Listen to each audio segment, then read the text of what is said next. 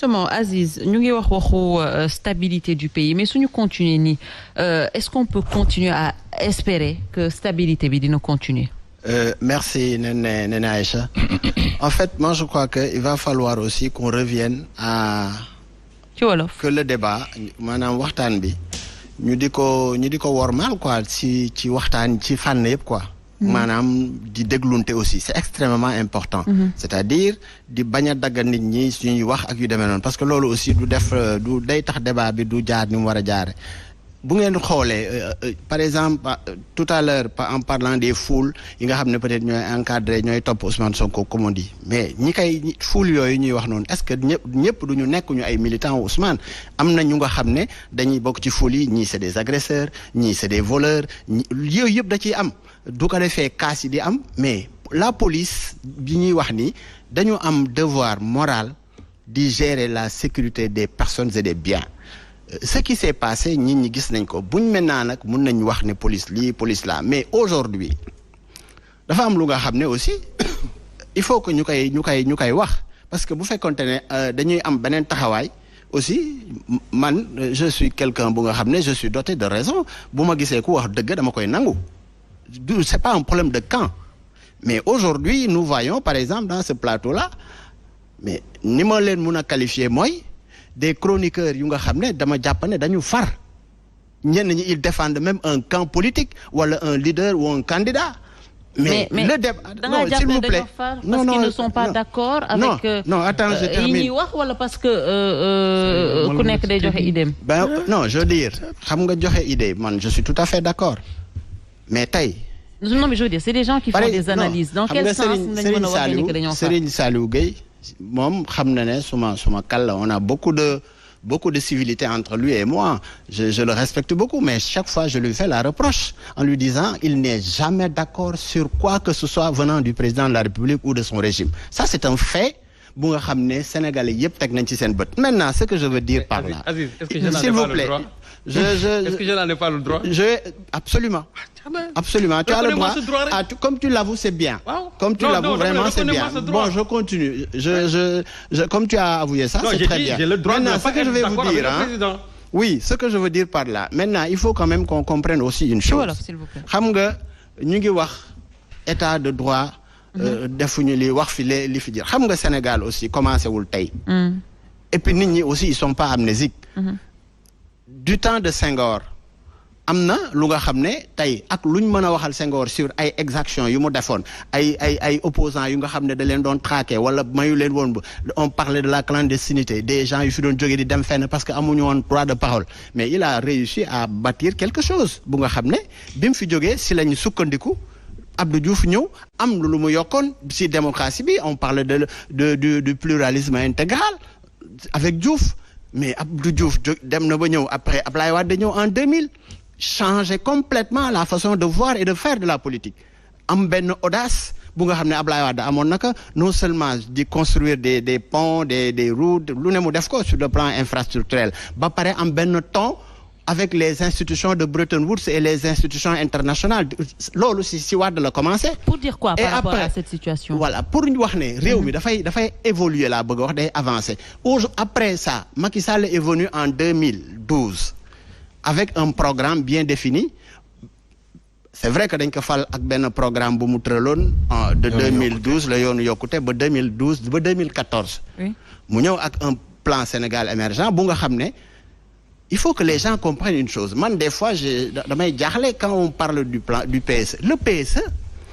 c'est un programme de gouvernance c'est le référentiel des politiques publiques si lépp lu ñuy def nii pas un programme c'est un plan lépp li ñuy def lépp li ñuy def ci dëkk bi dama ne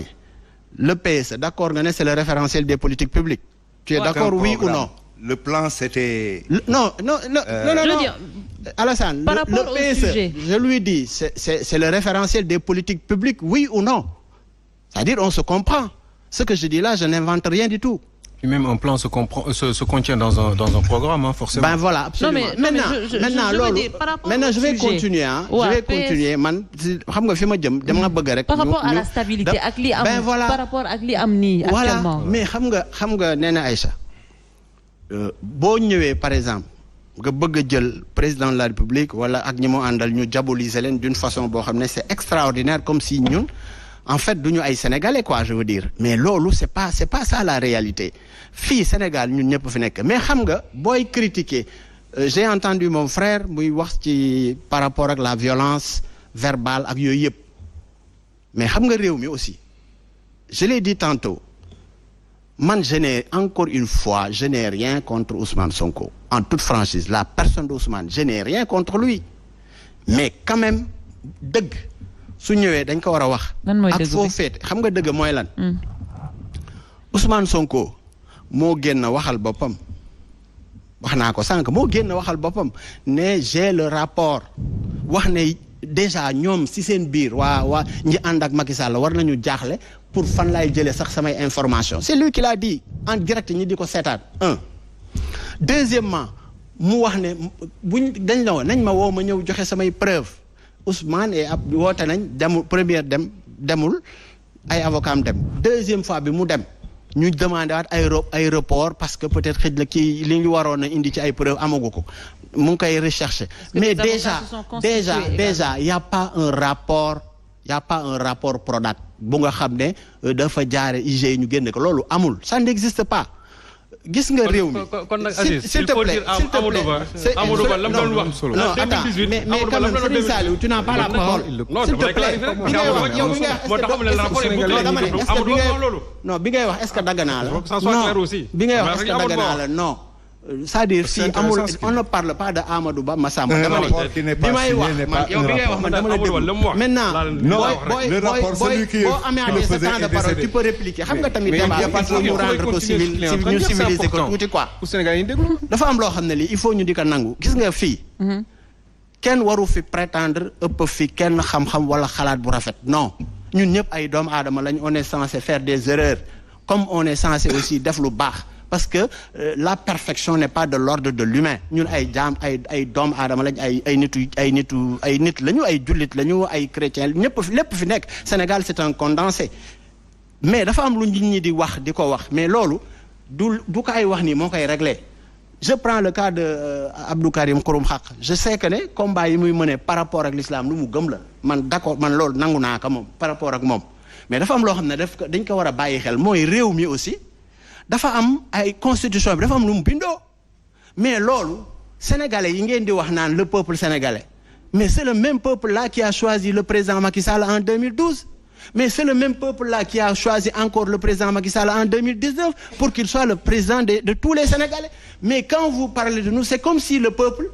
maanaam peuple bi toujours yéen la àndal et pourtant à chaque fois bu ñu demee élection on gagne je vous dis que fii depuis ñu nekk fi ba léegi amul benn élection benn laa wax bu nga xam ne dem nañ si ñun ñu perte ka amul je défie quiconque ku ko gis na ko wax donc il faut que ñu bàyyi di wax nit ñi di leen jëmee fu nga xam ne du foofu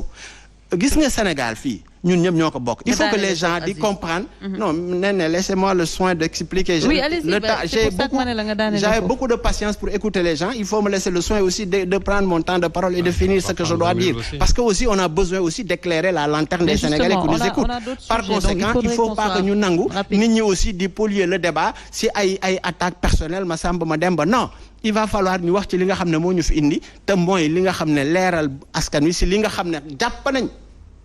jàpp nañ ne lii lañ war a wax wala lii lañ war a def nit ñi nag ils vont juger et apprécier après le président de la République bu ñu nee gëmul sëriñ si gëmul tarixa yi non c'est important parce que ku gëmul réew mi le président je peux défier amul benn président si yi fi jot a jaar gouvernance yi fi jaar bu dul président Macky Sall la prise en charge des familles religieuses lim ci def amul benn président bu soo ne les marabouts sont des personnes ordinaires comme vous et moi mais monsieur Dang s'il vous plaît donc loolu aussi je ne vous coupe pas laisse-moi le soin de parler allez-y dañ lay rappeler merci non vous n'avez pas besoin de me rappeler dañ lay rappeler moi je crois que ki war di rappeler wala muy revenir sur les questions c'est mooy ki animé émission c'est un débat interactif interactif par rapport à quoi non quand même xam nga yow bi ngay wax man dagguma la maa ngi la doon déglu vous n'avez pas besoin de me rappeler celui qui a dit que les marabouts sont des personnes ordinaires comme vous et moi s'il vous plaît mais dama ne xam nga fi ngay waxe ak fi may waxe bokkul man dama ne le président Macky Sall li mu def moom laa wax ci mais s'il te plaît le président Macky Sall dama ne li mu def ci Sénégal ci famille maraboutique yi fi ñuy wax famille religieuse yi amul benn prédécesseur am bu def ce qu'il a fait lui. li mu wax aussi amul benn prédécesseur am bu ko mus a wax. donc man li ma bëgg a wax. qu'est-ce qu'il a fait? yow mënoo tere ma wax ko Samba Dang parce que comme tu ne respectes pas. nit ñi ci seeni temps de parole. non attends. Quand il parle man du ma ko dagg. non mais du question de. non dañu war a déglu juste benn mot bu mu la doon wax pour nga yeggali. ça n'a rien de méchant c'est un débat interactif comme je l'ai dit. nee benn mot xam naa ko bu ko waxee benn mot après ne pas bàyyi ma wax. juste sur ça voilà mais c'est pas parce que je suis pas revenu sur ce qu'il dit moom que moom dafa war a ñëwaat encore. non c'est que parce que boo ñëwee subjectivement ci man. je viens sur ça bul wax ci man man je dis les mots. d'accord reviens sur les mots. bu fekkee loolu wax ko nga wax ma. non dama ne en tout cas man li may wax ak yow li nga wax bokkul dama ne. le président de la République bu fekkee dañu wax ne gëmul sëriñ si faalewu leen toppatoowu leen ma ne en tout cas acte yi muy posé au Sénégal amul benn prédécesseur am bu ko posé. ci kër diine yi. ci ay réalisation ci lu muy def ci lu baax ci lu bari ñëpp di ko gis beneen bi si topp gis nga réew mi. aussi nañu comprendre ne que comme bu ñuy wax un état de droit la démocratie elle n'est pas naturelle. D'accord. dañ ko war a toppatoo beneen bis topp nee na il faut ñu comprendre que aussi la démocratie a besoin d'être encadrée parce que gis nga réew aussi c'est on parle toujours de la constitution mais yeneen démembrement de l'État yi fi nekk ñeneen dañ leen jox ay prérogatives ñuy jël ay arrêtés par rapport à des situations données pour réguler parce que une démocratie dañ koy encadrer di réguler la société pour mu bañ a am pëccëxoo parce que pëccëxoo mooy indi anarchie et anarchie doxul ci benn dëkk gis nga fii ñun ñëpp fi dëkk ñun ñëpp bëgg réew mi kenn ku ne da nga fi am njaboot am fi lépp ñun ñëpp benn lañ il va falloir aussi que les gens là di réfléchir di wax lu nga xam ne nit ñi mën nañ ci teg seen bët mais quand même man yi may gis fii des fois mais c'est pas ça quoi. Très bien. Franchement c'est pas ça. Je vais revenir sur Kader ñu enchaîner ak justement l'élection présidentielle la date a été fixée mais damay jox honorable mu terminer justement sur cette question yaa ngi doon bëgg revenir si ces voitures des députés mais pour terminer sur cette question procès buy am le 16 ça a été renvoyé qu'est-ce qui va se passer par la suite. xam nga la gestion des deniers publics xam nga en 1962 et je conseille à beaucoup de jeunes Sénégalais donc d'aller lire ce livre-là René Dumont dafa bindoon et l'Afrique noire est mal partie. ñëwaat ba 1997 Cheikh Aliou Ndao tontu ko ne ko mbaam dictateur donc ñaari livres yooyu. Bokar Boris. non Cheikh Aliou Ndao ñaari livres yooyu boo ko liiree rek l'Afrique noire est mal partie bu René Dumont en 1962 nga ñëwaat en 1997 avec mbaam dictateur de Cheikh Aliou Ndao nga gis réponse bi. Parce que ce sont ces régimes dictatoriaux là moo tax l'Afrique noire était mal partie depuis 1962 parce que 1962 ni ko Sëñ Cheikh waxee ni ko Sëñ Saliou waxee mënu nañoo am li ñuy wax tey autosuffisance alimentaire demal dëkk bu mel ni Sinthiou Ada dëkk boo xam ne population bi yëpp ñu ngi doon dund ci maraîchage di ci liggéey am ci lu nekk ndox lañ ñàkk depuis 2 ans mënuñ koo am commune bu Mako yëpp département bu Koungheul demal dëkk bu mel ni Maabo Wanaar dem ba fële ne Nioro mooy yoon bi rang bi jógee Touba Mbella ñëw ba Mbirkilaan continuer dem ba Wanaar des populations souffrent depuis 1960 jusqu'à présent mënuñu am sax tali pour ñu mën a jaar foofu bu ñu feebaree sax duñ mën a faju les gens ne nous parlent pas de ça xam nga lu ñuy wax que la gestion des deniers publics sénégalais nga xam ne yow tey nee na Aïcha Sëñ Saliou ñun ñëpp ñoo waroon am possibilité dem porter plainte ki nga xam ne moom moo ko gérer affaire Probac un festin de 36 milliards dañ koo bind man à partir de cette lettre là lettre au peuple mënoon naa koo saisir man en tant que citoyen sénégalais ma ne yaa xëyti yow justice leeral ma lii kii mën naa ko dénkoon sama alal sama surga la mën naa ko jox sama 36 milliards. mu nekk lu naturel. comme nag kii am na ko bind koo xam ne nee na kii ab festin mooy maanaam da cee noos maanaam comme da cee noos man nag wax dëgg yàlla sama alal la maa ko dénk sama surga la leeralal ma chaque citoyen a le droit de le faire te loolu sax la war a def parce que dans les pays développés noonu lay doxee Karim war naa jóg tey ne ko sëñ bi leeralal ma lii Ousmane Sonko loolu la def dafa ni kii li mu def nii tegu ko ci yoon parce que alalu askan bi moom lañ jël jalgati ko mais loolu yaa xeeti wax ma ban télévision fii Sénégal moo ci waxul nañ ma wax ban télévision moo waxul ci affaire Prodac nañ ma fi ban chroniqueur moo waxul ci affaire Prodac nañ ma fi ban journaliste moo waxul ci affaire Prodac buñ bind ci waaye léegi ñu seppi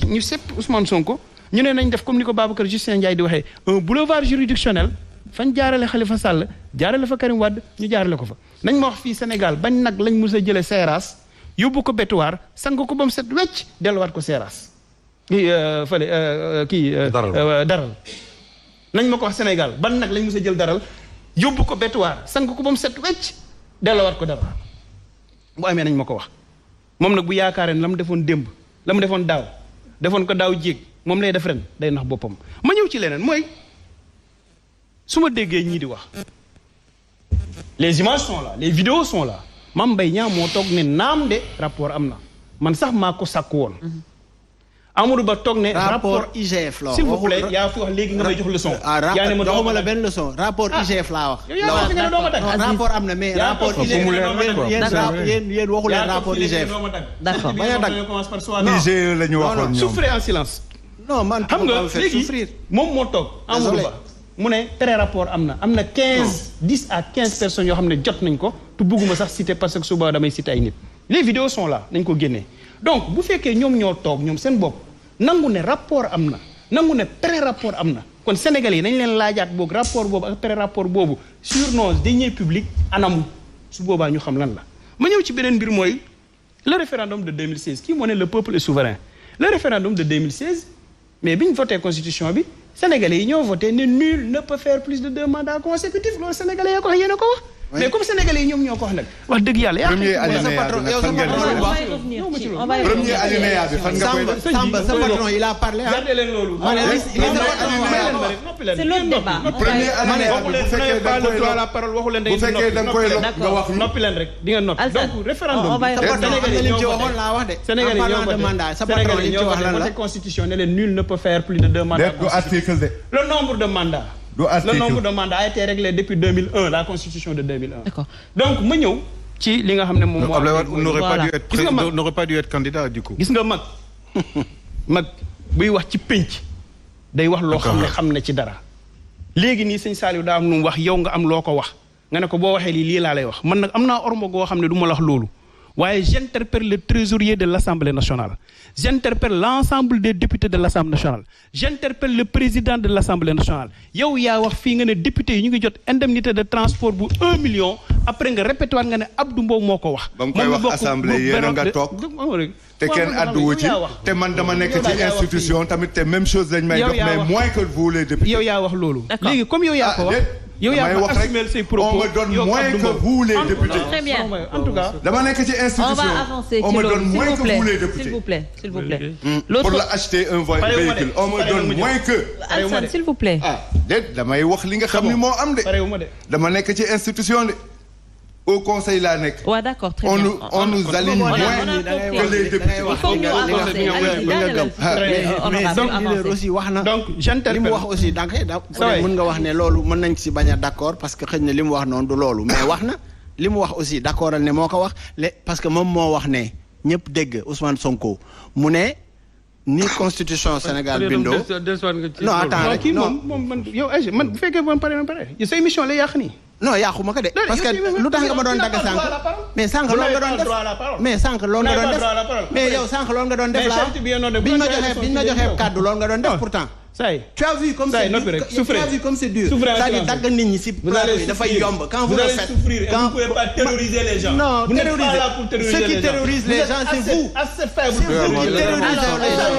c'est vous yéenay terroriser nit ñi au contraire, s'il y a des gens qui terrorisent le peuple, c'est vous. C'est ça, le bail correct. S'il y a quelqu'un qui terrorise, c'est bien vous. C'est bien vous. En disant taisez-vous, ça veut dire que c'est vous. Taisez-vous. Vous n'avez pas la parole. Voilà. Quelle parole? Taisez-vous. Vous n'avez pas la parole et vous me le dites alors que sànq yaa ngi wax di ma dagg ma di la wax ne la vous n'avez pas la parole. Nga continuer dina da ngay wax. Pour vous dire, alors donc il faut que j'interpelle tout simplement le président de l'Assemblée nationale. J'interpelle le trésorier de l'Assemblée nationale. J'interpelle tous les députés qui sont à l'Assemblée nationale parce que celui-là, il a dit... Je le maintiens. Virgule de je le maintiens. D'accord, mais il vous interpelle. Indemnité donc 2 millions de francs. Les indemnités de transport. L'autre actualité, c'est justement date présidentielle 2024 bi ñu fixé au 25 février 2024. Donc ñu fixé cette date au 25 février 2024 à 1 an exactement. mënuñu xam ñan ñooy nekk candidat à l'élection présidentielle on parle tey jii cette question de troisième mandat Kader mu ñëwaat encore sur la table on a l'impression que dañoo delluwaat 12 ans dañoo delluwaat ci ginnaaw ñu ko doon xeex en 2012 tey cette question qui est toujours là est-ce que war nañ toll foofu mu des 1 an xamuñu ñan ñoo war a nekk candidat Ousmane Sonko on se pose la question Karim Wade Khalifa Ababacar Sall président de la République Macky Sall ak ñeneen toujours cette question est là. dëgg la jërëjëf Néné Aïcha bien que bëggoon naa dellu ginnaaw mais comme jiital nga ma rek ñu ànd ci métti na pour ñun sénégalais d'abord pour peuple bi sans que sax ñu taxaw ci li nga xam ne moom moo di élection yi ñu jëm ak aussi les politiciens yi nga xam ne ñoom dafa mel ni dañuy ngalab fi ñu bëgg ñu aw la ñuy aw li ñu bëgg ñu wax ak li ñu bëgg ñu def comme si que dañuy lëre askan bi mais dañu bëgg ñu def carte sur table pour que vraiment ñu wax ñu lan moom moo xew. et ci lan moo xew boobu les sénégalais dañu soxla am vraiment les bonnes informations par rapport ak opposition bi ban tànk la taxawee lan moom mooy seen jeu ak ci lan lañ jëm bëgg nañ aussi xam dëgg-dëgg Macky Sall lan moom moo nekk ci boppam parce que moom waxul dara mais mi ngi jëm ci li mu bëgg déjà yàggul dara génne nañ li nga xam ne moom moo di révision wu liste électeurs yi donc buñ ci jógee aussi ñi ngi jëm tamit ci li nga xam ne moom moo di date bi mais ñan ñooy candidat c'est la grande question. waaw question la boo xam ni Sénégal yëpp ko soxlaa xam parce que de l'opposition dafa mel ni tey ñaari opposition moo am opposition bi nga xam ne seeni nii bu ma sañee mani Ousmane Sonko moom moo ko jiite ak ñi mu àndal beneen leader de l'opposition aussi moom mooy Bougane Gueye ak ñi nga xam ne ñoom ñoo war a peut-être ànd ak moom rallier wala sax coalition bi mu ne kon li ñu ciy njëkk a wax moom mooy ani Macky Sall fan la féete Macky Sall dëgg na édifier les Sénégalais ci lan la fas yéene def ak ñoom. est-ce que du coow bi yëpp loolu ko waral déjà. non dañu am ñaari problème yu taxaw moom moo ñu sonal bu njëkk bi moom mooy régler benn opposition bi nga xam ne ni opposition incertitude la ñu am ci ñoom ci seen candidature moom mooy Karim Wade Khalifa Sall peut-être ki nga xam ne moom moo di Ousmane Sonko peut-être laay wax parce que li mu yenn dafa diis te bëgg nañ mu yennee ko mën a ñëw participer à ces élections su ci génnee mën a ñëw jàkkaarloog beneen forme opposition bi bu boobaa ànd ñi nga xam ne ñoom ñoo di Macky Sall ak camp wu Benno Bokk Yaakaar fan la ñuy taxawee. moo tax fu mu toll ni affaire bi lëndëm parce que opposition benn bi seen dara leeragul xamaguñ ñoom ci seen wàllu bopp ndax bokk nañ wala duñu bokk. question boobu ñoom dañ ko waroon lijjanti depuis très longtemps ñu bañ a topp li nga xam ne si moom moo di contentieux yi ñu am yi Sonko am ak ñenn ñi nga xam ne si ni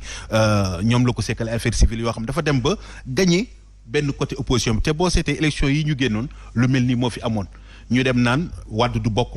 ku nekk di def tournée di wër pendant ce temps Macky Sall moom di dérouler programme am ba looloo ko indi tey mu nekk président de la République tey bu ñu toppee aussi dossiers yi nga xam ne ñoom ñoo nekk ci wàllu yoon boo moytu dañ dem ba àgg ci datu élection bi ñu ne leen yéen ñëpp mënoo leen bokk bu boobaa lan moom mooy am moom mooy beneen opposition bi Sénégal yi nga xam ne bëgguñu leen dégg parce que dafa mel ni ñenn ñi nga xam dañu far ak Yewwi wala Pastef dañu am benn mépris bu ñuy semer ci envers ñeneen ñi nga xam ne seen i ay naataango lañ nekk ay politiciens mais aussi nekk ay opposants féetee beneen côté muy ñoom Bougane Thierno Alassane ak ñeneen ñi nga xam ne vraiment dañu am ay valeurs yu ñu prôné am ay gëm-gëm yu ñoo xam dañ ko yor. Carré faut pas créer des problèmes. non sëñ Saliou sama gëm-gëm laa lay tegal parce que aussi foofu la Sénégal toll il faut que ñu comprendre. Le discours que tu tiens là Moussa Niang mii qui est de gëm sa bopp il ne tient pas ce discours. non Moussa Niang man je ne parle pas au nom de gëm sa bopp je ne suis pas de gëm sa bopp je ne fais pas partie de gëm sa bopp.